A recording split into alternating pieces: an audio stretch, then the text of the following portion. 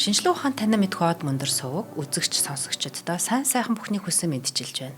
Бидний мэдгүй дэлхийг нэвтрүүлэхэд эхлэхэд бэлэн болсон байна. Та бүхэн нэвтрүүлгээ NTV телевиз болон од мөндөр радио 83.3 болон 107 гэсэн хост долгионоор хүлээн авч сонсож байна. Энэ удаагийн нэвтрүүлгийн хамтрагчаар сайн хүнсээр сайхан амтыг ураатай Holley компани мөн аялах боломжийг хүн бүрт ураатай Join Me цэгийн аялын платформ хамтран ажиллаж байна. Студид орчуулагч, өгүүлэгч Мөнхбаатар болон Join Me платформын захирал Цомирлог миний би ажиллахад бэлэн болсон байна. За, өнөөдөр дэлхийн ямар сонин сайхан түүхийн талаар хуваалцахаар бэлдсэн бэ Мөнхбаатар маань? За, өнөөдөр хоёлаа алс холын Африк руу очиж Африкийн талаар ярих гэж байгаа. За, сэдвийн маань нэр Африк тим ядуу гэж юу? Тий, нэрээ тийм хэцүү юм уу тий? Харин тий бүгд нийтээрээ тийм юм уу тий? Тэр талаар өнөөдөр ярина. За тэгээд Африк, ялангуяа Саб Сахаран Африка буюу Сахарын цөлөөс урагших тэр хэсгийг одоо өнөөдөр онцолж ярих гэж байгаа. За тэр хэсэг газар бол ядуур гам шиг сөөрөл зөрчил тэмцэл нэрвэгдсэн бараг л энэ дэлхийн там гэж хүмүүс нийтлэхээр ойлгодог тийм газар байгаа. Одоо хамг хэцүү юм л гаргадаг шүү дээ зурагт мөрөгт хэвлэл мэдээлэлэр тий. Орчин цагийн далайн дээрэмчид хүртэлж байдаг ч юм шиг. Сомалийн далайн дээрэмчид тэгээд тусгай дуугаар могаар манай дээр хийгдчихсэн тий. За тэгээд энэ нөгөө одоо нөгөө хэлэх болгондоо Сахараас урагших Африк гэд хэлэхлээр жоохон төвөгтэй л дээ. Тэгэхээр нэвтрүүлгийн агуулгын хүрээнд одоо би хоёулаа Африк гэж ярьж байгаа болвол тэр нь хойд зүгийн 5 улсыг оруулахгүй. Ойлгомжтой. Тий, ойлгомжтой. Египт, Алжир, Лив, Тунис, Марокко. Энэ 5 улсыг бол баг Африк гэж тооцохгүй. Тэгээ нэг юу алтны дэрэгд гуйл шарлна гэдэг шиг баг тэр чинь газар дундын тэнгисээр тэнгисийн эрэг болсон улсууд байгаа даа шүү дээ. Тэгэхээр нөгөө үндсэндээ Европтой усан замаар хилжиж гин гэхээр тэднэрээс ингээд хөгжил. За яг Европын улсуудыг мэдээж гүйцэхгүй. Гэхдээ яг энэ Сахараас урагших Африк орнуудаа бол яавч тэр орнуудаас бол хамаагүй илүү байгаа нь ойлгомжтой. Тэгэхээр нөгөө статистик бол нийтлэг өнгөтөр ярих гэхээр энэ тавыг заавал хасах хэрэгтэй болчиход байгаа. За ер нь тэгж одоо өнөөдөр ярих юм шүү. За Африк гэсэн одоо нэгэн жигт бүгдийг одоо Африк гэж хэлж болохгүй. Одоо нөгөө юу гэх юм Монгол хүн байхад чинь чи Аз хүн Азуу тим гэдэг нэг стереотипэнд орлоод хэвшмэл ойлголтод оруулаад байвал бас онцгүй байх байна шүү дээ тий. Тэгэхээр тэр утгаараа бас Африк гэдэг чинь өөрөө нэг тийм жигд ойлголт биш ээ. За яг хуу нэг юуныхаа үүднээс хил зүүн үүднээс одоо юу штэ Аз гэдэг чинь одоо юуны зөвхөн Туркийг хэлдэг байсан шүү дээ. Ромын төхөрний үед. Тэгээд Туркээс цааш ингээ газар нээгдээд ингээд Иран, Ирак цаашаа дундад Аз, зүүн Аз болоод явгууд нь Аз чи явсаар л байна гэдэг Аз чи ийм том юм уу гэдэг нэг тийм тэгээд нэрлдэг болцсон шиг Африк чи ер нь бол юг Африк гэдэг Ромын эзэнт гүрний юу нэг муж. Тэг одоогийн Лив, Алжир, Тунис арай амрахгүй хаа. Тэр нэг хэсэг нэлээд илсэрхэг тийм бас нэг хөгжил багта ганц нэг грекийн хотоос хонтой тийм одоо газар байсан нэг Ромын одоо Афригид гэдэг муж байсан. За тэр муж нь одоо цаашдаа нөгөө дахиад томорч явсаар байгаа тэгээд Африк твийг тэр чигт ингэ нэрлэдэг болцсон. За финик хэлнээс нэг тийм тоос гэсэн утгатай элс тоос гэсэн утгатай тийм газрын нэр явсаар байгаа одоо нийт твийг нэрлэдэг болцсон. За олон таамаг нэрнийхэн тухайд олон таамаглал байдаг. Тэгээ нэг таамаглал нь энэ одоо финик хэлний афар гэсэн утгатай тоос гэсэн утгатай хүнээс гаралтай мэлээ тэгээд тэгэхээр одоо шууд одоо жишээ нь Африкаас ирсэн хүн байлаа гэж бодоход тухайн улсын яг нөгөө улсынх нь юугаар угсаат нь үндэсний юугаар нь хэлвэл мэдээж зүгээр шүү дээ та бол Африк хүн гэж яхих оронд тийм тэр утгаараа байгаад байгаа шүү. Одоо бид нэр энтэнд явж хахад ни хаа гээл те бүгднгээ нэг хятадчлахлаар ер нь нэг тийм таагүй байдаг шиг. Улны чинь өчнөө одоо угсаатан улс дотроо хүртэл нэгээр чинь дотор 500 угсаатантай гэлөө. Тийм бас тэрнээсээ болж аюу их асуудал гардаг гэд. Тийм. Тэгээд эдгээр чи яг бараг л ингээ хөрс зэрэгэлдээ мөртлөө хөгжил нь газар тэнгэр шиг ялгаатай тохиолдол байгаад байгаа байхгүй. Жишээ нь Филиппин, Малайз хоёр ямар эрсдээс ялгаатай вэ гэж бодохоор тийм. Индонез байгаа. Индонезийн бөөрөн дээр Бруней хоёр ямар ялгаатай вэ? Тринидад, Тобаго, эргэн тойрны бүх улсуудаас ямар ялгаатай вэ гэд ингээд бодглохлоор Африк гэсэн тэр үзэгдлэр нь байгаад байгаа байхгүй. За Африкт юу 54 улстай хоорондоо одоо асар олон ондоо соёлтой, түүхтэй, улс төр эдийн засгийн нөхцөл байдалтай, байгалийн онцлогтой тий. Бурхнаас өгөгдсөн юмнууд нь бүгдээр ингээд өөр байгаад байдаг. За өөр твүүттэй харьцуулахад бол хоорондоо төстэй юм шиг харагддаг болооч. Төстэй гэж бодож байна гэдэг чинь бид нар бас хэвшмэл ойлголт руу чихэж ийн л гэсэн үг байхгүй тий. За Сахараас урагших Африкийн орнуудыг нийлүүлээд дунджилбал одоо нэг хүн нөөгдөх дотоодын нийт бүтээгдэхүүн нь $2000 болдог. Дэлхийн дунд чинь бол 14,000. Тэгэхээр дэлхийн дунджаас 7 дахин баг. Одоо нэг хойтлын 5 улсыг хасчихлаар бүр 2000 хүртэл агчдаг болж таарч байгаа байхгүй тий. Тэгээд энэ нөгөө нэг яг бас нэг хуруу дарам за нэг гарын 5 хүрээнд багтахуйц нэг гайгүй хөгжилтэй улсууд байгаад байгаа. Тэднэр нь бас нөгөө хүн амын тоогоор харьцангуй бага учраас нөгөө улсуудаа ботход одоо ядуу байх тусмал нэг олуулаа болдог нэг олон хүүхд гардаг мардаг нэг үзэгдэл дэлхийн хаас өгөл байдаг шүү дээ тий. Тэр утгаараа нөгөө хүн амын тоогоор жин дарч чаддаггүй болохоор ингээд айгу ингээд 2000 дээр очиод тогтцсон байдаг. Тийм бид энэ дундчаа дээшлүүлж чаддаг юм байна. Тий. За тэгээд одоо Монгол болохоор нэг 3 янзын судалгаанаас харахад 5700-аас 7000 гэж гарт юм лээ. Тэгэхээр Монгол маань одоо Африкийн дунджаас нэг 3 дахин их, дэлхийн дунджаас нэг 2 дахин бага. Тийм байдалтай л ер нь явж гин гэсэн үг. Энэ нөгөө нэг юу байгаа юм л да. Африкийн онцлог. За 20 дугаар зууны ихээр колонийн задрал явагдаад. За бүр тэр колонийн задрал чинь за бүр 18 дугаар зууны сүүлээс л эхэлж байгаа юм л да. Тэгэхдээ ер нь одоо 100 жилийн настай гэдэг ингэ бодоход колонийн задрал явагдсан эрх чөлөөний хөдөлгөөнүүд дэлхийд даяар ингэ тархаад бага улсууд тусгаар тогтнолоо зарласан. Тэгэхэд ер нь одоо үнэхээр л тгээс эхэлсэн улсууд гэвэл үнэхээр Африкийн ялангуяа элсэн зүйлээс урагших орнууд одоо ёстой хүнд байдалтай байгаад байгаа орнууд дандаа л тийм болж таарад байгаа юм. За тэгээд за одоо ер нь ямар байна гэдэг бол нэг асуудал тийм. Хэр өсөлттэй байна вэ гэдэг чинь бас нэг асуудал шүү дээ. Хүүхэд намхан байж болно. Тэр хүүхэд хэр хурд өсөж ийн вэ гэдэг чинь дахиад өөр асуудал болоод ирэх чинь тийм. Тэгэхээр эдийн засгийн өсөлтийг нь харахад одоо Африкийн орнуудын дунд чинь нэг жил 4-6% та байдаг. Тэр нь болохоор дэлхийн дунджаас чүд илүү гэж байгаа юм. Оо бас. Тий. Тэгэхээр өсөлт бол сайн байгаад байгаа. Тэр нийтээрээ. За үнэхээр өндөр хөгжилтэй бүр Өмнөд Африк гэсэн улсууд байгаа. Тэдний өсөлт бол бас нэлээд сайн. Тийм. Тэгэхээр нэг жоохон ядуу байгаа. Нэг хойшин татж байгаа улсуудаас дундчлаа. Бүр нэг даймантай Сierra Leone гайгүй болсон байгаа. Одоо өөр бас ингэ зөрчил мөргөлтөнд тулсууд байгаа шүү дээ. Тэднийг нь уруулаад тооцсон ч гэсэн ер нь дэлхийн дунджаас 4-6% та байна гэж байгаа байхгүй. Гэхдээ ер нь л тэгэл Европ энэ чинь стагнацид орцсон шүү дээ. Одоо хүн амж зогссон, хөгжил нь чи нилээн зогсох шинжтэй болцсон тий. За үүний хажуугаар хүн амын өсөлт бас их хурдтай учраас нэг хүнд ноогдох үзүүлэлтүүд доогуур хэвээр яваад идэх. Нөгөө үндсэн үзүүлэлтээр нөгөө улс орны нийт үзүүлэлтээр бол өсөд байдаг. Хажуугаар хүн ам өсөд байгаа учраас нэг хүнд ноогдохоор нь бодоод тахлаар бүр юм болчиход байгаа байхгүй. Нэгээр нэг юм одоо ингээд Японы хүн ам өсөхгүй байгаа дугаар дээр ингээд баахан дундаж хүүхдийн нэг хүн эмэгтэй хүнд ноогдох дундаж хүүхдийн тоомоо гэдээ ярьсан шүү дээ. Тэрэн дээр нэгээр ус нэг эмэгтэй хүн дундажаар 6 хүүхэдтэй гэж байгаа байхгүй. Дундажаар шүү дээ. Тий. Хамгийн олон болно нь биш тий. Дундаж ихлээр.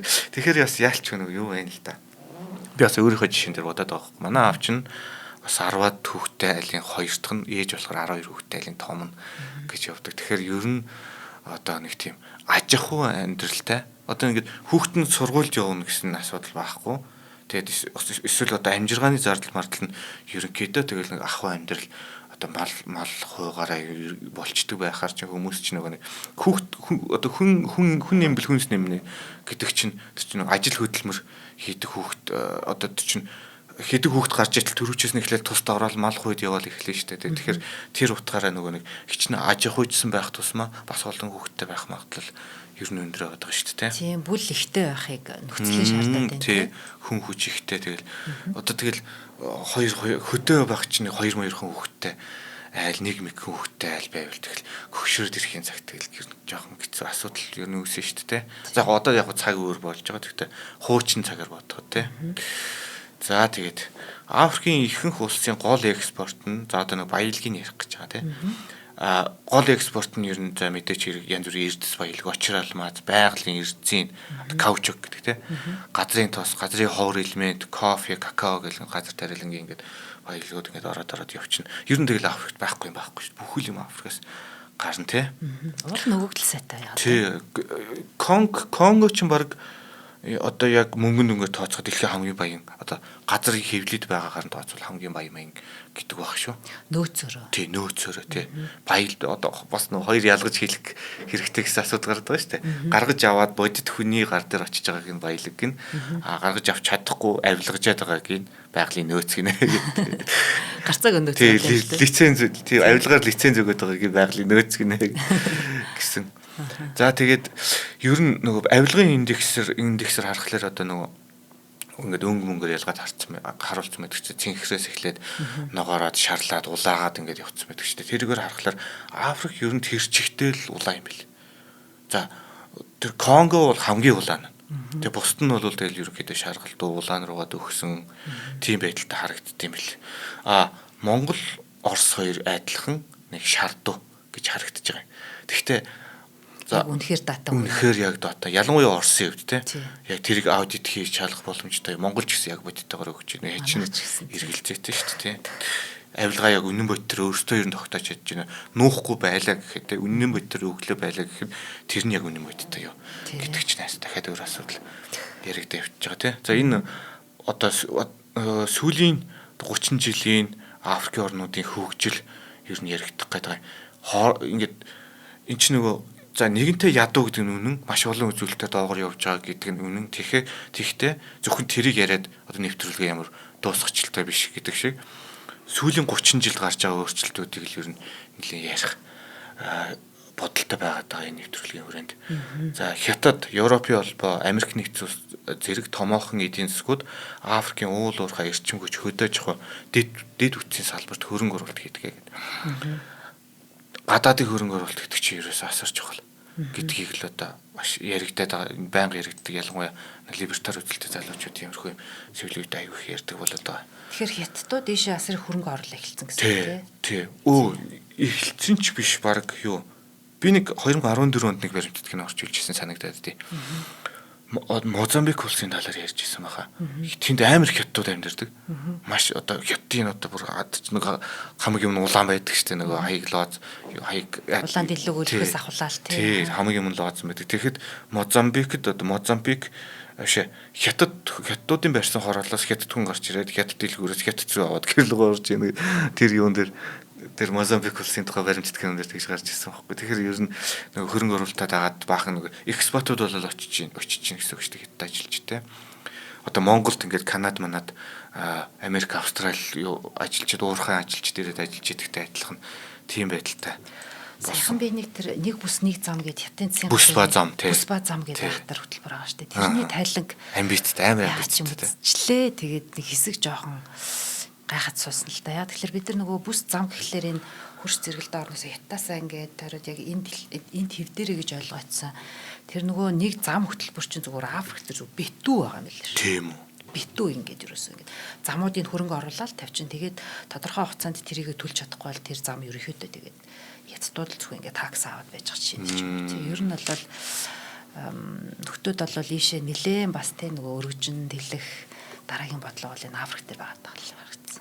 Одоо тэгээд ер нь тэгэл Африк руу тэмүүлэх хоёр дахь давлгаа гэж баг явж байгаа ч юм уу те. Одоо нөгөө дэлхийд чинь олон төлөлтэй болчлоо гээл БРИКС гээл нэг гараад ирлээ. За Европ, Америк хоёр сальжиж байгаа шиг те. Хооронд таймаа бодчихж байгаа шиг. Тиймэрхүү байдалтай болчихгоот ч одоо ингээд эргээд нөгөө Африк Төв Аз, Монгол гэдэг ч юм уу. Тэр лөө эргээд нөгөө амбицлж эхэлнэ л дээ тий. Нөхдүүд чинь. Африкуудыг бодохоор даацгүй ч юм аа да тий. Арай гэж тэр нэг колоничлынхаа ард даван туулаад одоо л нэг хөл дээрээ босгоод байж итэл дараагийн том гүрнүүдийн одоо сонирхол дотор ингээд тооцоонд нь орцсон. Эхнээсээ ингээ хөл гараа тавьсан байна гэд бодглохлоор одоо тэгээ яг тэр дунд бас өөрсдийнхөө ашиг сонирхлыг айлуулга ахиухан хавчуулаад тэгжил хөгжнө гэхээс ш одоо өрсөлдөж гарч ирэхээс өнгөрсөн тий. За нэг хамтран ажиллах чаглал яг 30 дээр хэлсэн шүү. За Өнөөдрийн манай хамтран ажиллагчаар сайн хүнсээр сайхан хамтыг өрөөтэй хооллыг компани оролцож байгаа. За 22 онд байгуулагдсан. Ер нь шин тутам байгууллага гэсэн. 3 жилийн дотор энэ айл ямар асуудлыг маань шийдээд яаж гоё одоо бидний амьдралд гүнзгий нэвтэрч чадсан бэ гэдэг өнөөдөр одоо маш товчхон ярих хичээ. Эдгээр маань бидний маш одоо тодорхой асуудлыг шийдсэн байдаг. За одоо ялангуяа бидний насныхан тий. За одооний бүр Z үеийнхэн ч гэсэн ялгаагүй маш юм завгүй байдаг болсон байна. Хин хөнгөө шүү дээ ер нь завгүй. Технологичод одоо технологийн ажлыг хийж өгöd тах тусам улам л бидний таск их болоод байна. Зэрэгээрээ тий. Хийх юм, үзэх юм их, чөлөө цагаараа өнгөрөөх юм их тий. Тийм, тэнгуут энэ бид нар яадаг вэхлээр гэрийнхэн одоо ширээний арталт нэг тавтай тухтай нэг юм гоё хоол идэх одоо тийм цаг зав улам л байгуулад шүү дээ. Яг тэгэхээр за ялангуяа над шиг дэндүү завгүй байдаг ээж нар бол тийм гоё хоол хийх гээд ингээд одоо материалыг авахаас ахуулаад тий асар их цаг ордог бас мэдлэг ордог болохоор төдийлэн чаддгүй л дээ. Гэтэл яг энэ асуудлыг манай хооллын компанийн одоо яг монголчуудын ресторанд ороод одоо түгээмэл захиалдаг 6 нэр төрлийн хоолыг технологийн аргаар гүн хөлтөөгөөд гэртээ ирээд маш бага боловсруулалт хийгээд идэхэд бэлэн болгоцсон байна л гэсэн үг. Тий. За тэгээд тэр ямар хоолнууд вэ гэдгийг одоо нэрийн дурдъя. Мантуудаа гахаамах, нааша цаашаа, нэмгэн төмсдөө үхрэмах, калбижим гэдэг нөгөө солонгос хэсэгт хоолнууд байна те. Нэмэх нь цуй орж ирж байгаа алдарт бидний хамгаас хайрцаг брэнд цуй орж ирэхээс гадна кимчитэй зүйлийг оруулж ирсэн байна. За тэгээд эдгээр гүн хөлдөөцөн эдгээр хоолыг ер нь бидний мэддэг бүх том жижиг сүлжээ дэлгүүрүүд дээр авч болоод байгаа. За дурдвал E-Mart, Номин, Оргил, Миний дэлгүүр, GS25, FS, M-Mart. Айлуудын хүнсээ цуглуулдаг дэлгүүр шүү дээ угаасаа тийм. Бүгд байгаас тийм. Нэмэх нь 6 болон 8 нэрийн нөгөө нэг жижиг дэлгүүрүүд идэг шүү дээ. Тэд нар маань бүгдээрээ зах бөөний худалдааны төвүүдийн хөлдөөгч нэцсгээр яваарай. Тэгэх юм бол маш гоё юм сав боглоо бодолтой эдгээр хөлдөөсөө хоолнуудыг та бүхэн олоод гэртээ маш гоёор гоё сонирхолтой одоо оройн цагийг бэлдэж болох нэ. За энэ дундаас онцгойлоод кимчитэй шүлний найрлагыг одоо жоох ярий. Энд бол гахаан хүзүүний мах. За мэрэгжлийн солонгос тоогоочийн жор технологиор жинхэнэ солонгос амтыг гаргаад солонгосын сайн чанарын кимчитэй тэгээд эдгээрийг маш богино хугацаанд гүн хөлдөөцөн л гэдэг. Тэг гүн хөлдөөлт гэдэг нь юу вэ гэхэлэр бид нар нэг хөлдөөн гэхэлэр нэг ус шүүсэнд гараал те нөгөө могоо зэхийгээл нэг өөр болцсон байдаг шүү дээ. Тийм биш. Тэр бол бидний зүгээр нөгөө хөлдөөгч гэж алгуур урт хугацаанд ингээд хөлдөөхөд одоо аливаа одоо бүтээгдэхүүн бүтцэн алддаг байна шүү дээ. Гүн хөлдөөх гэдэг технологи бүтцийг алдуулдаг. Бүтц алдахгүй алдаж амжихгүй. Ер нь юу бол тухайн төмс гэж бодлоо гэж юу басныг ойлгоогүй ч хөлдөө болно л гэсэн. Тий. Тэгээ энэ үед яадаг вэхээр хамгийн одоо бидний мэдхийг одоо хүсэж байгаа зүйл бол нөгөө ням бактери нь өсөх боломжгүй болж байна. Хоёрдугаарт энэ бүтц алдахгүй учраас витамин, уурэг, эрдэс бодисоо хатгалаа ичдэг. Тэгэхээр ийм одоо шинж чанартаагаас гадна за энэ айлын аливаа бизнесийн эзэдийн гаргаж байгаа шийдвэрээс одоо хэрэглэгчээ яаж хайрлаж байгаа шалтгаалж идэг. Эднийх бүх хоолндоо primate болон monbeef махыг хэрэглэдэг.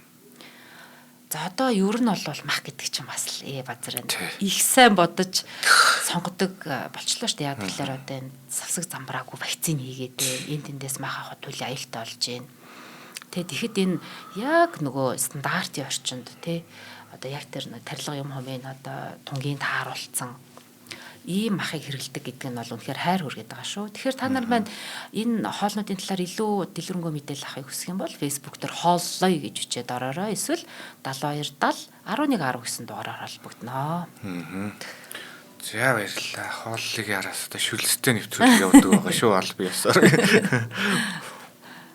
За 2021 оноос эхлээд одоо Африкийн их газрын чөлөөт худалдааны бүс гэдэг. Энэ чинь African Continental Free Trade юу лээ нэг тийм газар байгаад байгаа. За энэ болохоор одоо нөгөө эн чинь дандаа л нөгөө төрөний таны хэлдэг шиг дахиад нэг колоничлын дараагийн давалгаа өөр хэлбэрээр ингээл худалдааны хэлбэр ч юм уу ингээл ороод ирдэг. Тэр мөрнөөс сэргийлж ингээд Африкийн дотоодын харилцан хөгжлийг хангах үүднээс 54 орны 1.4 тэрбум хүнтэй. ийм одоо олон хүнийг хамарсан нэг цогц зах зээл бий болгохыг одоо ирмэлцэж байгаа тийм байгууллага юм байна л да. Сонирхолтой санаачлага шүү дээ. Тий, энэ амжилт олох байхаа энэ. Уг суурь нь байгаа цагт амжилт заавал олдог л. Дайн тулаанаа л болчихвол тий. Уг нь. Тий. Амжилт ер нь олох нь тодорхой. Одоо БРИКС ч гэсэн шахаа битэнтэр ч гэсэн ер нь бол амжилт олох нь тодорхой гэж би боддоо шүү дээ. За Африкийн худалдааны одоо хөвчлэн түүхийдийн худалдаа байгаа шүү дээ. Нөгөө үйлдвэржилт яаж одоо гүйцэв те. Африкийн худалдааны 20% нь ТV дотроо явагддаг гэж. Азад бол 60%. Тий. Тэгэхээр чин юу байгаа ч те. Дотоод эргэлт их багтай. Дотоод эргэлт багтай. Дандаа л түүхийд байгаа гэж гаргаад байдаг тийм л. Олборлоо гаргалаа. Тий, яг тий. Яг үнийг хэлэхэд эднийхээ нэг муу хэлэлтгүүл байна л та. Тийм. Харамсалтай нь миний Монголоос өнөөдөр яг л ийм байдалтай байж байгаа. Тэгээд одоо ганцхан жишээ лээ те. Одоо Монгол улс дэлхийн ноолуурын зах зээлийн 80%-ийг түүхий дээр хаадаг. Түүхий дээр. Одоо ямаагаа самналаа. Бид нар ямаа самнахын тулд тэр их тал нутгаа талхлуулан байж те.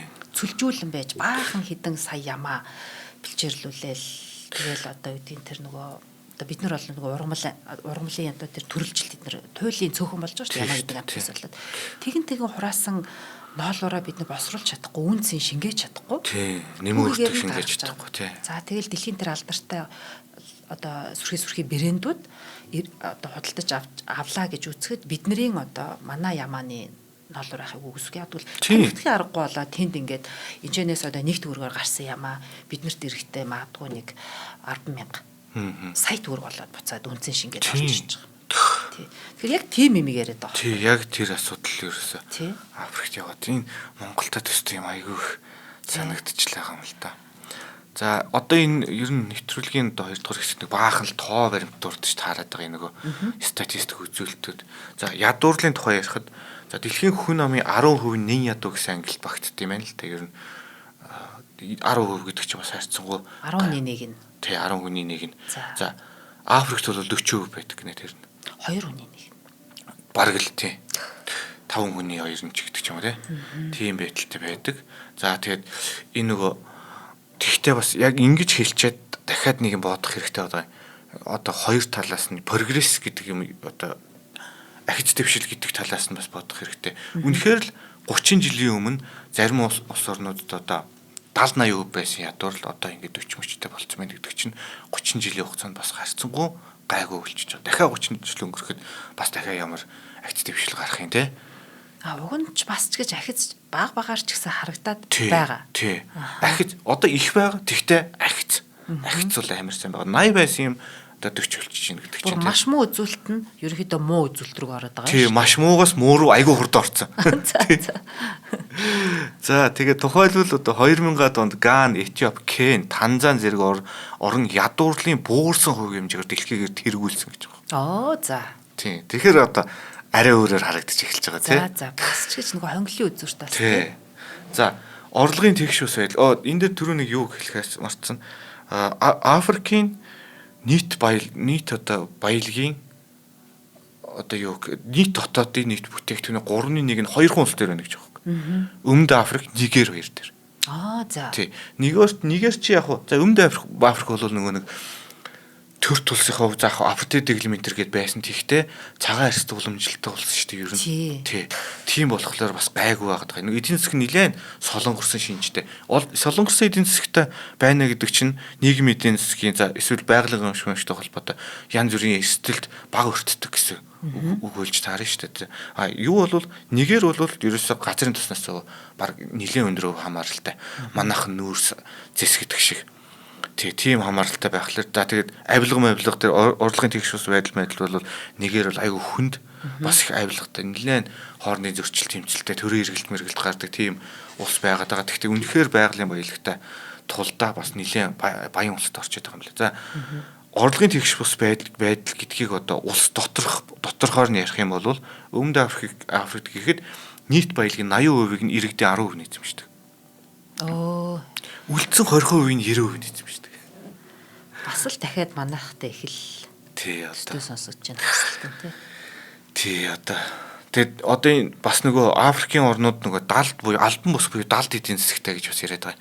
Нэг хүн очиад нэг түүцнээ гээл тэнд нэг бүртгэлтэй хичээлтэй ч юм уу зөвшөөрөлтэй ч юм уу татвар төлдөг ч юм уу гэдэг юм чи одоо саяхны хүртэл нь явж илээ шүү дээ Монгол тий. Тэгэхээр за энэ одоо за энэ яг шууд тэрийг буруутгах гэдэг бас хэцүү байгаа юм. Ягаад гэвэл тэр одоо шорон төмөн хүнийг ажил орлоготой байлгах сайн талтай. Тий тэр чинь бүгдийн төрөөс хийх гал бүгдийн амар зөвшөөрөл. Одоо л манайхан чинь за мэрэгжлийн хяналт гэж байж байгаа байхгүй болчихлоо. Бүх юмыг зөвшөөрөлтэй бүх юмыг албажуулах гээд яваад итгэл байсан болохоос биш хуучин цагт чинь тэгэл үгүй тэр чинь угаасаа ингээл аймгийн төвүүд байна, хот хороо газрууд байна. Тэр чинь дэлгүүр хоорч хэрэгтэй л биш үү? Дэлхийн дуртай нь байгуулж явах нь тухайн үед зөвлөсөн байхгүй тий.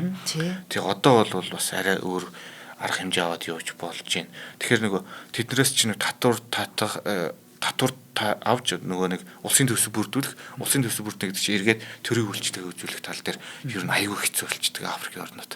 Тэг одоо эмнэлэг цагдаа магтаадаа ер нь итэх гээд хэцүү болчихно. Төргөн мөргөн хизээч ирсэн зарим хотод ер нь төргөн гэж байгаа ч юм уу те. Тиймэрхүү хүндрэлтэй. Ер нь жоохон замбраагүй тэнцэгтэй Африкийн орнууд. За тэгээд Монголтой ер нь зарим талаар ер нь их л төстэй санагдчихж байгаа юм да. Улс төрийн та юм хэлчихсэн үү?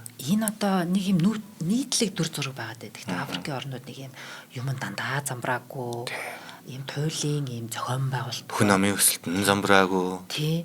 Энэ одоо нөгөө олон нэлээд урт хугацаанд ингээд колоничлуулаад нөхдүүдэр ингээд шийдвэр гаргуулахгүй зөвхөн юм гүйцэтгэх төвшний одоо боолын төвшний гэдэг юм уу те тодруулаад хэлбэл тийм төвшөнд ингээд барьчаар нөхдүүдийн тэр нөгөө одоо дараагийн юмаа гоё шийдэл гаргаж ирэх мэрх юм ингээд хүчээр ингээ боогдсон байт юм болов. Нэг тийм юм байдаг бах тий. Тэр яг тэр би чи одоо манай цус 50 дарангуулагч тэр чи баахан Африк одоо нөгөө нэг дарангуулагчд орж ирдэг байхгүй. Тэн дээр нийтлэг нийгэмд ерөөсөө тэгж ажиглах гэж байгаа. Энэ Африкийн одоо хэцүү байгаа зоодхон энэ улсуудад төр төсний уламжлал байдаггүй. Ойрын гэсэн олигтойхон шиг улс байгуулж үзээгүй. Тийм ч нэг овог аймаг байж исэн. Нэг хөөрхөн ингээл овгод байжсэн нөхдүүд орж ирээд колончлсан. Тэгээ тэд нар дандаа шийдвэрийг гаргаад ийшээ унт гэхээр нутал босоод ийшээ хий гэхээр хичээл байжсэн. Одоо гинт нөгөөдөл нь гараа явсан чинь дахиад нөгөө нөхдүүд чи ингээ хоцорчж байгаа шүү дээ. Дахиад хуучны хэлбэрт орох гэл. Тэгээд тэр одоо төрч ёсны уламжлал байхгүй, сэтгэхүй байхгүй. За одоо бүр Монголыг гэд ярих юм бол гүрний сэтгэхүй байхгүй. Тийм улсад чинь одоо юу гэдэг үндсэн хууль гэж хийж үзээгүй тэд. Татврын тогтолцоо гэж хийж үзээгүй, төрийн бодлого гэж хийж үзээгүй, яамдууд байгуулж үзээгүй. Гэхэд ярих хэрэг. Тэгээд энэ колоничлын түүх эхлэхээс өмнө тэр хэд ингээд овог аймгаараа өөрсдийн хороо л амьдраад байж болоод байж гэтэл тэр симхи дээр чин дарангуулагчд нь гарч ирдэг. Болоод байсан бол одоо нөгөө нөхдүүд одоо тэр колончилж исэн нөхдүүд нь гараа явангуут тийм шаал өөр дүрмтэй дэлхий дээр гинт ингээд гараад ирж исэн нөхдүүд те. Тий одоо агуугаас гарч ирж байгаа юм шиг муухагаар хэлгээд бараг те. Тий. Тийм учиртай хань шүү дээ те. Тий. Тийм байлаа. Одоо яг тэр улс төрийн өнгө төрөх рүү орох гайл байж тий.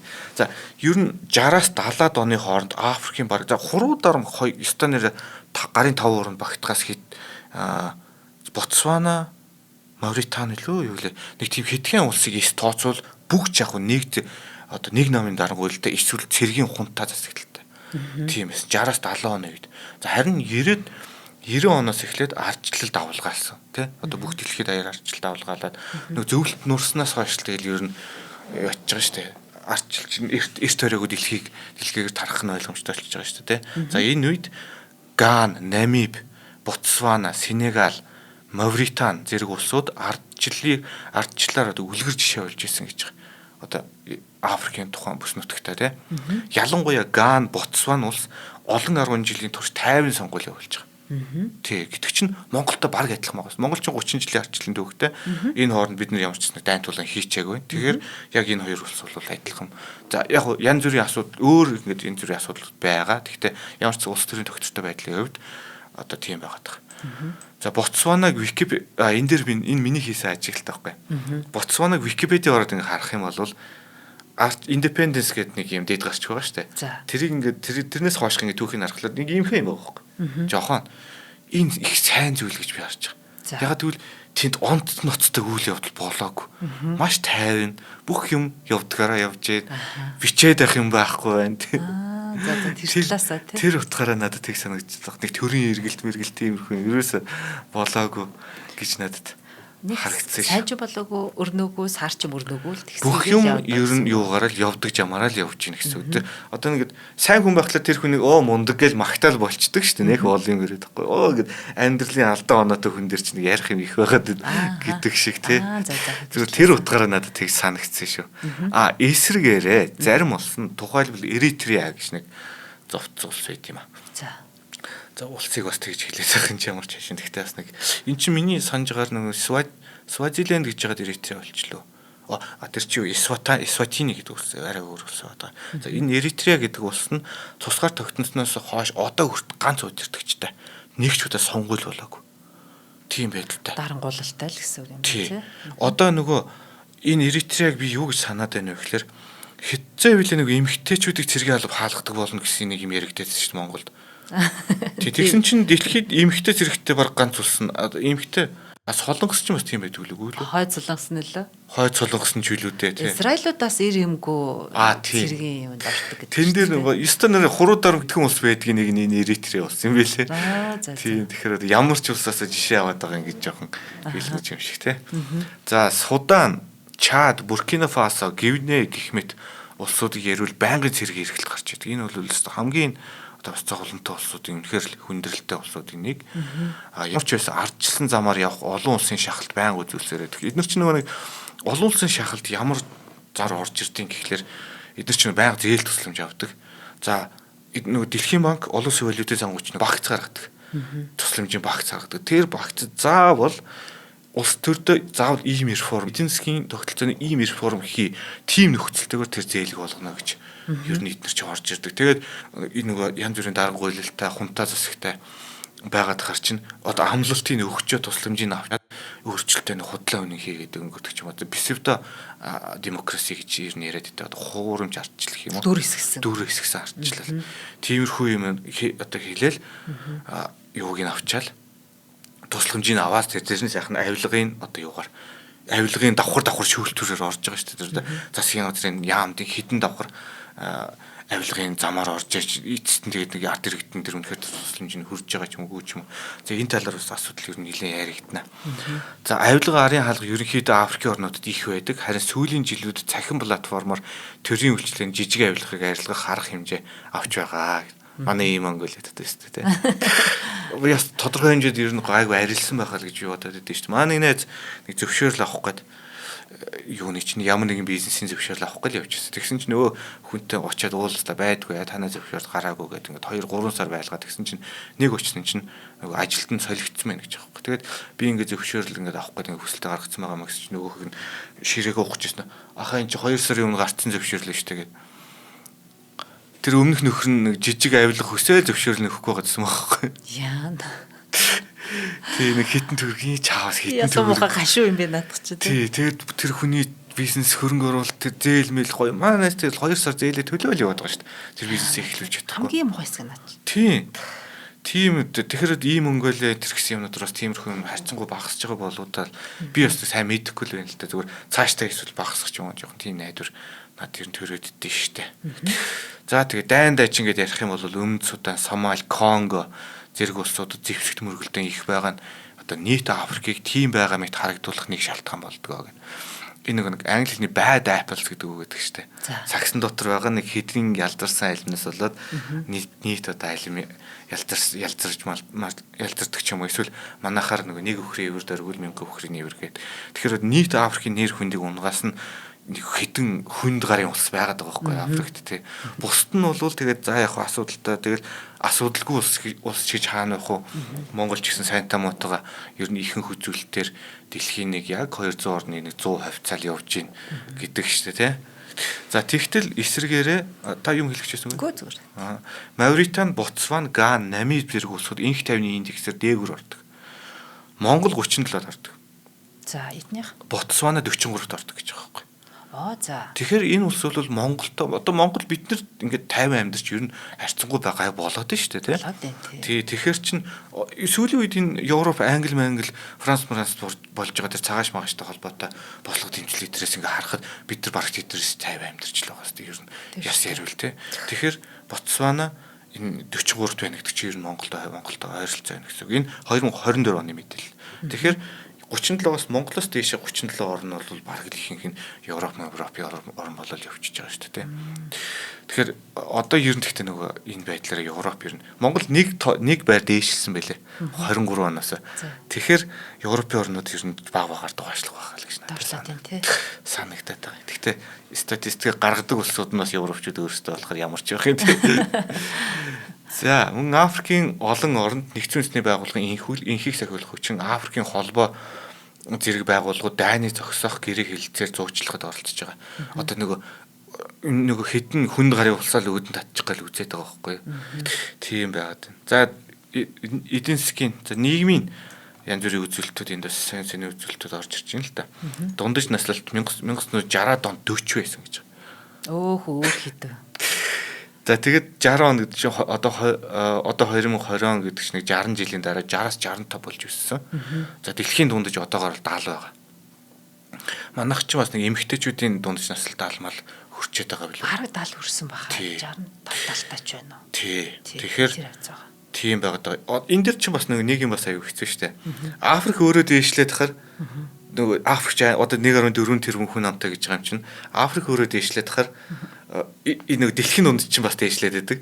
Тийм. Тэгэхээр гүйцэн гэж юу нь бол байхгүй шүү дээ. Тийм биз дээ. Ингээд цогтой параллелаараа дээшлээд. Тийм, параллелаараа дээшлээд ингээд дөхөөл нүхээс хизээч гүйцэхгүй л гэсэн үг л дээ. За тэгээд Нира эндэгдэл 30 жилийн хугацаанд 100,000 амьд төрөл тутам 180 байсан гэдэг чинь 5 хүүхдээ 2 нэнддэг байсан гэсэн үг. Бурхан минь ээ. Тий. Тэгээд тэр нь бол 64 болж буурсан бай 3 дахин багассан. 30 жилийн хугацаанд. За Монголд бол 14 байт юм билээ. Мянган хүүхдээс 14 гэж явдаг. Энэ бас нэлээд 100-аас дээш эхний 100-д бол багтчихсан баг шүү.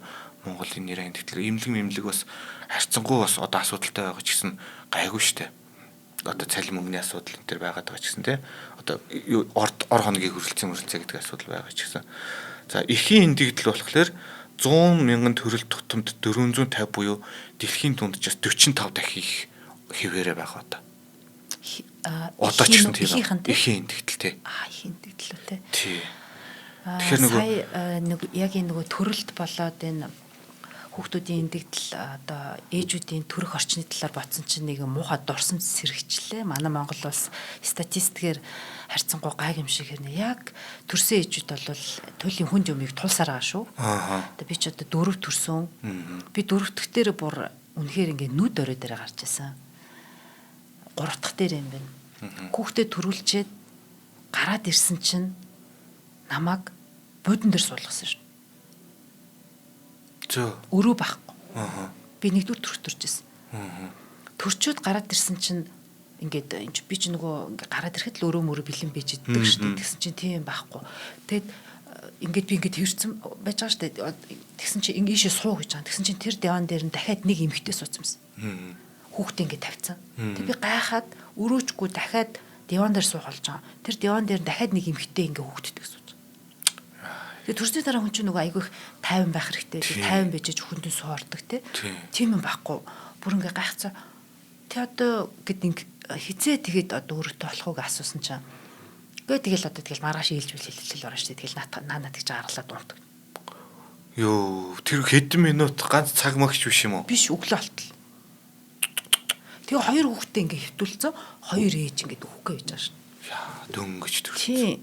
Тэгэхээр энэ бид нар статистик дээр нэг юм явхай амьдрал гоё байгаа ч юм шиг харуулж байгаа боловч ер нь бол төрж байгаа ээжүүдийн нөхцөл өнөөдөр ч хэцүү байгаа гэж бодож байна. Би ч одоо 3 дахьгаа хэдэн жилийн 10 жилийн өмнө төрүүлсэн. Хамгийн багагаа 6 жилийн өмнө төрүүлэхэд 2 дугаар төрөх бол бас арай дээр байсан л та. Гэхдээ ер нь болвол бид нар төрөх гэж очихдоо хэргэлдэг тэр нөгөө дэвсдэг юм өөртөө бариад очдөг шүү. Гэтэл би 20-30 жил ухамсарт бүх амьдралдаа нэг жил ч алгасахгүй, нэг сар ч алгасахгүй татар төлсөн шүү. Тэгэхээр энэ одоо энэ Африк ээжүүд тэнд нэг төрлийн өөр өнгийн асуудал тулдаг бол Монголд энэ асуудал одоо нэг их гайхуулаад байх хэдраас эдгээр маань яасан хэцүү юм бэ гэхэргүй л төвшөнд байгаа гэж би боддог ер нь бол. Статистик харахаар цомрлог төрөв гэдэг юм байгаа шүү дээ. Тийм. Тэгээд тэнд юу туусныг хэн ч мэдэхгүй. Дээр нэмэд нөгөө ээжийг нөгөө жирэмсүү үед нь ингээд нөгөө хяналтанд авдаг шүү дээ. Техник юм дэвтэр дээр бичиж байгаа шүү дээ. Одоо үзлэг болгоно бичиж байгаа. Тэр дэвтрийг худалдаж авдаг. Гайхаад анх ингээд очихт нь нав энийг худалдаад таа гэд. Хаана би энийг худалдаж авах юм хэдээр нэг тэр нэг 2-3 мянга төгрөлтөө. А гэхдээ би гайхаад би маш олон жил татвар төлсөн хатал яагаад намайг энэ нэг жижигхэн дэвтэрэнд мөнгө төлүүлээд байгаа та нар гэд. Тэгэхээр тэр мөн эмчнэр ч одоо юу ач мэдхэв дээ. Тэр гаргаж байгаа шийдвэрлэл тийм байхгүй. Тэгэхээр одоо энэ Африкийнхны энэ хүнд хэцүү юмнуудыг сонсоход уйтай байгаа боловч одоо тийм сэтгэл багтахын аргагүй хэцүү санагдахгүй байгаа нь төсөөл харь холын юм шиг санагдахгүй шүү дээ. Санагдахгүй байгаа нь хамгийн одоо юу гэмээр юм дээ ичмэр хэцүү байна л гэсэн үг л дээ. Одоо энэ хэрэг шийдвэр гаргадаг нөхдүүд харж байгаа л те. За хоёлоо join me-г танилцуулчаад үлдсэн хэсгээ ярий да. За тэгээ. За өнөөдрийн манай хамтран ажиллагчаар join me цэгийн маань аялын платформ ажиллаж байгаа. За манай платформ өнөөдөр өнөөгийн өдрүүдэд өвлийн аяллахаа борлуулалтанд эд орцсон байгаа тийм. За тэгээд хамгийн сонирхолтой нэг аялал өнөөдөр ярьчих. Таиланд аялал. За ер нь энэ дэлхийн одоо нөгөө нэг олон жуулчид Таиланд руу ингээд соронц мэт татагддаг. Тэнд яагаад хүн болгон тэгээ дэлхийн ихэнх аялагчид Таиландд очиж үтсэн байдаг. Хэд хэд шалтгаан байдаг. Нэгдүгээр тэнд маш сонирхолтой юм. Сонио өөр амьдрал тэнд байж байдаг. Маш сонирхолтой соёлын элементүүд тэнд байдаг. Орон болгонд харагдаад байдгүй юм. Гоё тэ элемент. Таиланд өстэй өвөрмөцтэй. Үнэхээр өвөрмөц. Тэгээд тэн чинь нөгөө яг зүүн өмнөд Азийн одоо нэг эдийн засгийн үний одоо баруун бүсийн толгуур төв гэдэг шиг толгуур төв байгаад байна шүү дээ. Том нүүби офисоос хавлаад том офисууд тэнд байрладаг учраас ингээд хөгжил нь бусад орноос харьцангуй юм. Юутай? Таиланд чинь нэг шүлэг колони болж үзээг улс шүү дээ тийм билүү? Тийм шүү дээ. Би тэгж санаад байна. За тэгээ одоо нөгөө хаантай хаана боромжлон шүтэн хааны бие авч явах зан авир туйлын сонирхолтой. Тийш тэгээ үндэсний онцлогоо ерөөсөө алдаагүй харьжаагүй тий. Тэгээд дээр нэмээд үнэхээр гоё байгальтай. За тэгээд манай энэ аялал болохоор Бангкок Паттайя гэд буюу Бангкок гэдэг чинь одоо төмдөж гэнэж бомбож гэсэн зүүнөд Азийн их том хот гэдэг чинь юм л үт юм бахтай гимээр. Хот байдаг. А Паттайя нь эсрэгээр гоё байгальтай, тайван, жигийн тийм амралтын. Тэгээ манай энэ аяллаа гол онцлог нь Бангкоктооч тэр Паттайядаач тэр аль аль нь 5 хотод бодолж бож байгаа. Тэгээд тэр нөгөө Таиландд очисон хааны ордыг үзэх ёстой бол үзнэ. Гой үзэсгэлэнт паркуудаар явах ёстой бол явна. Усан парк орстой бол ордог. Далаа очдог бол очдог. Ер нь халуун оронд очисон юу мэдрэх ёстой гэдэг тэр болгоно хийдэг байхгүй. Тэгэхээр энэ аялал маань өөрөө 5 сая 4 сая 700 эрт байгаа. 4 сая 700. Тэгээд ингээд ер нь одоо ингээ халуун орныг хүн ихэвчлэн гэр бүлээрээ за гэр бүлэхээр 2 хүүхдээ аваад ээж аавыгаа аваад ингээ 5 6 олчдөг. Найзуудаараа гэхээр бас ингээд 4 5 ингээд явахлаа нэг хүн доногч байгаа зардал жоохон өндөр юм шиг нийтдээ том ч юм шиг харагдах гадээдгийн. Хэрв тийм асуудал тулгарч байгаа бол манай өөр нэг юуны аялал байна. Таиландын аялал. Даатунтай хятадын даатунтай аялал. Даатун руу ороод даатунд хүмүүсийн үздэг тэр зүйлсийг үзчихэд Таиланд руу нисэж байна. Тэгэхээр нөгөө даатууны аялал чинь тусдаа штэ. Бээжин даатууны аялал тусдаа. Тэгэхээр нэг зардлаар тэрэндээ 3 сая хэдэн зуун төгрөг байна. Тий. Онцлог нь жоохон урт яагаад гэвэл арай нанаас нөгөө даатун хүртэл газраар явж байгаа учраас. Тийм тэгэхээр цаг хугацааны бололцоо нь байвал арай их юмдаар тэгээд дахиад хятадын даатуунаар ингээд явахаар чинь илүү одоо монжиж байгаа юм шиг. Бараг тийм. Ер нь бол залуу болвол явтай нэг 2 3 хоногийн зөрөөн дээрээс арай хямд үнээр илүү олон гоё юм үзэх хэрэгтэй байхгүй. Одоо тэр хятадын даатун хүртэлх автобус галт тэргээр ингээ явахтаа тэр чин хятад орон яаж амбицлаад байгаа тий. Залуучууд нь ямар шүү бас нэг юм өнгө аястай байна. За тэр тээврийн хэрэгсэл нь яаж хөгжсөн байна. Тэр барилга байгууламжийн өнгө үзэмж яаж өөрчлөгдөд байгааг харах боломж олддог шүү. Тэгэхээр та нар маань Join Me цэгийн мэн гэж ороод Бангкок Паттайятай аяллаа үзэж олж байна. Эсвэл Даатун Таиландтай аяллаа сонирхоод тэгээ аль нэгийг сонгоод аяллаарай. За баярлаа. За хоёлаа одоо нэг ярилцах хоёр гол сэдвүүл байна да. Тэргээ ярьчаад өгнөлтэй хийе тэгээд босгоо та. Африкийн хамгийн том хараал. Бараг баялагын хараалаас ч том хараал. Тэнгэр бурхан алаг дэлхийгээс оноогдсон мэтний хараал гэдэг. За. Тэр нь халдварт өвчин. За. Тий. Дох хуулийн замын халдварт өвчин гэхтэл одоо 2000-аад онд жил болгон саяар нэмэгддэг байсан. одоо арай орчин үед болохоор шин тохиолдлын тоог одоо талаас илүүгээс бууруулсан. За энэ дээрс хамгийн чухал нь одоо зайлшгүй өгдөг одоо хүчин байлаа шүү дээ. Одоо дох энэ төр чинь тий. Тэгэхээр одоо архаг хэлбэрт оруулаад ер нь амьдралын чанарыг нь тодорхой хэмжээнд хадгалаад явах боломжтой болцогддог.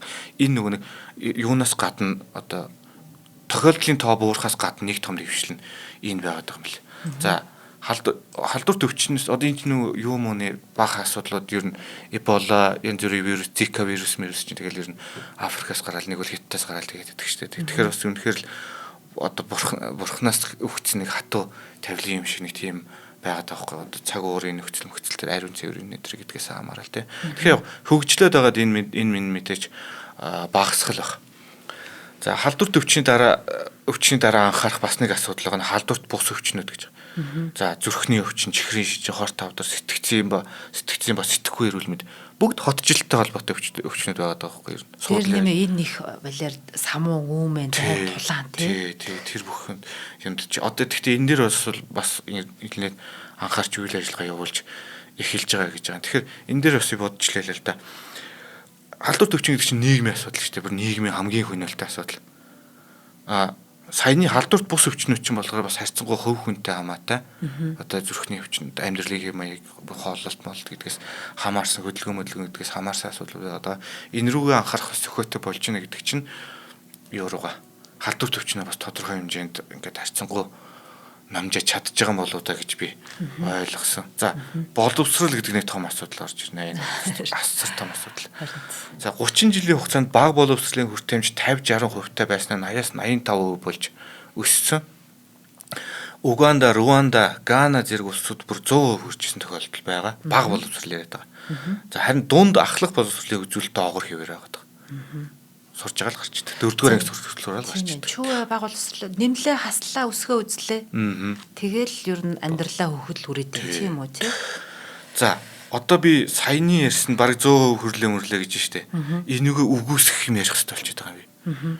Боловсролын чанар. За энэ бол шал өөр асуудал. Сургуульд орлоо гэж сурчдаг хэрэг биш. Африк хүүхдүүдийн баггүй хэсэг нь сургуульд хэдэн жил суугаад ч бичиг үсэг 4 аргын тоогоо хүртэл сураагүй байдаг. Тэр нь одоо юу гэсэн үг вэ? Одоо ингэ 4-р анги хүртэл суучаад уншиж сураагүй хүүхдүүд ерөөс маш их. Одоо тэгэхээр тэр нэг оюуны асуудал гад байна уу? Биш тэр нь одоо яг хэрэгтэй. Нэг судалгаагаар бүр 10 хүүхдийн нэг нь л насандаа байх үс хэмжээний уншиж бичдэг гэж гарсан.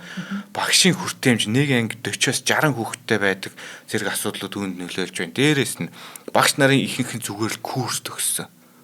Тэдний цалин тогтмол биш. Нийгмийн одоо нэг Facebook дээр харагдаж идэг одоо ширээ сандалгүй шалан дээр завлаад суудсан байдаг бичиг үсэг байхгүй бал дэвтэрч байхгүй тэр үзэгдэл бол бодиттой. Тэгэхээр тэр 100% хүртэл хамрагдсан гэдэг бол шалгатлаа. Тийм ээ. Чанараа бодвол бахан статистик харагдаад байна тий. Тэгэхээр энэ яагаад ийм байна уу? Авилга. Тэр хүүхдүүдийн сандал ширэг захирлууд нь идчихсэн. Ямар муухай юм бэ? Тий. Тэгэд ерөөсө тэр захиралд бол бүгд сургуульд хамрагдсан. Тэгэд байхгүй тэр хүүхдийн сурах хүчийг бүх юмыг аваад чинь. Үдийн хоол-моолын хүртэл захирал нь аваад идчихсэн. Магадгүй багш нартайгаа хуваагаад идчихсэн. Йоо, яна би дахиад Монголыг муулах гээд байна. Харин яг энэ удаа би ингээд төвччихье да. За харин яг хямрах юм айгүй их гарах юм билий. Тийм үү. За тэгээд дээд боловсрол төр brain drain гэдэг асуудал одоо нөгөө нэг хүч сайн мундаг мөрөгчлөлтэй боловсон хүч нь гадаад яваад тэр гадаад сурлаа гэхэд тэр чигтээ тэндээ үлдэх гэдэг асуудал байгаад байна гэдэг. За тэгээд зөндөл асуудал ярихгүй үлдчихлээ дээ одоо тэгээд дүгнэлтээ уншаад хойлоо. Өнөөдрийн нэвтрүүлэг дуусахгүй бол талиж өглөө. За 20 дугаар зууны ихээр колонийн задрал явагдаж эрх чөлөө тусгаар тогтнолын хөдөлгөөн дэлхийд дахныг нөмөрсөн. Энэ үед дэлхийд асар олон улс тусгаар тогтносон бөгөөд хамгийн хойноос эхэлсэн тэгээс эхэлсэн Африк төв гэж эхэлсэн нь Африк төв гэж хэлж болохоор байгаа юм аа. Тэнд зовлон зүдгэр өвчин тахал зөрчил мөргөлдөөн авилах хэл ахвал байгаа. Зарим тосгон хөдөө нутгаар цэвэр ус эмнэлгийн наад захын хэрэгслийн хүртээмж хомс хിവэрэ байгаа. За түрүүний ярьсан байд апс буюу одоо ялзарсан алим болсон улсууд одоо үнэхээр сүүрлийн туйл болсон улсууд байсан хിവэрэл байна. За манай цус 50 дарангууллагч нэвтрүүлгээр орсон ардчилсан Конго, Экваторын Гвиней, Уганда, Либер, Сьерра-Леон, Төв Африк. За энэ ер нь баг хамгийн хүнд улсуудыг би сая тооцчихлаа. Энэ мэт энэ хэдэн улс Африк ТV нэрийг түүлийн гэхээр гутаасаар иржээ. Одоо нөгөө зураг харагддаг өлсгөлөнд нөгөө турж өгч байгаа хүүхэд энэ дэрэг нүч бүгдээрээ л одоо энэ юунаас энэ улсуудаас л ер нь голдуу гарч ирж байгаа. За бусад орнд ч байгаалах. Гэхдээ хамгийн хурцаар нэрвэгдээд байгаа нь бөөнөрөө байгаа тэр улс. Энэ дэр нэг USAID гэдэг нэг дарангуйлагчтай холбоотой би нэг юм хайлт хэлчихэ. Энэ дээр юу нөлөөлсөн бэ гэхээр зээл тусламжны иргэд бас амар нөлөөлсөн байхгүй. USAID гэдэг нэг Queen хамтлагч нь USAID гэж тоглолт молт хийгээл бөөн одоо юу байгаа даа ш. Тэр чинь энэ нөгөө улаан загалмаа оглоо гэдэг ч юм уу те. За яг бас янз бүр л байх. Тэгтээ зээл тусламж их хөвчлэн юу н тэр нөгөө дарангуйлагчдын тансаг амьдралын санхүүжил болчих магадлал ер нь айгүй өндөр. Ялангуяа 60-70 донд 90 он хүртэл ер нь тийм байсан. Тэгэхээр чин ард түмнээс татвар авдаггүй. Улсын төсөв нь ардаас улсын төсөв гэж байхгүй шүү дээ баг.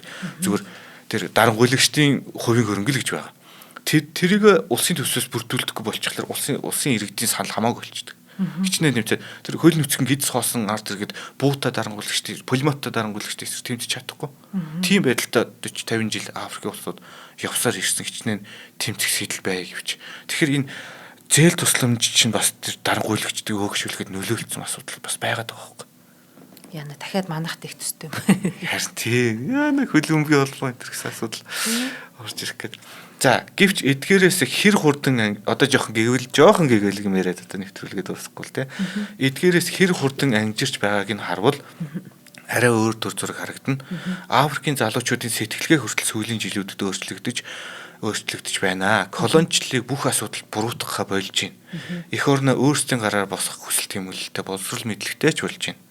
Африк тийм ядуу гижүү гэдэг нэвтрүүлгийнхаа асуултанд нэг өгүүлбэр хариулах боломжгүй юм аа.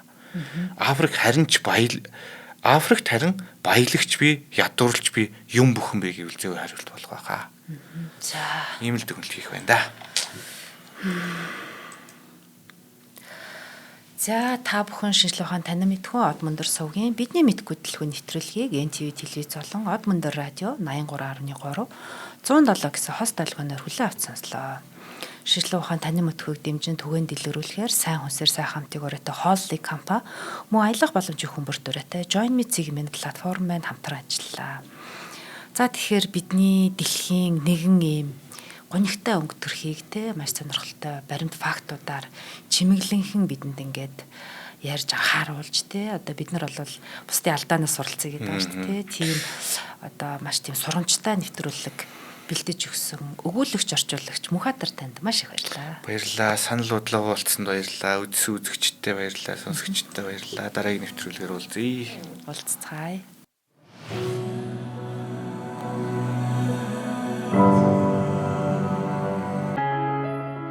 Нэвтрүүлгийг хүлээн авсан Нарны аймгийн монголчуудтай баярлалаа. Од Мөндөр сувг нь энэ мэдчлэн таны мэдхүйн мянган нэвтрүүлгийг 2026 оны 7 сарын 1 хүртэл та бүхэндээ хүргэх юм. Их хэлээрээ шинжлэх ухаан танин мэдхүйг түгээхийн үлсэд нэгтгэх хүсвэл та бидэнд хандив өгөх боломжтой. Жилдээ ганцхан удаа 100 мянган төгрөгөөр биднийг дэмжснээр шинжлэх ухаан танин мэдхүйг түгээх энэ үйл хэрэг амжилттай үргэлжлэх юм. Од Мөндөр нэр дээрх Худлаа хөгжлийн банкны данс байгаа 4191 Тэг 4518.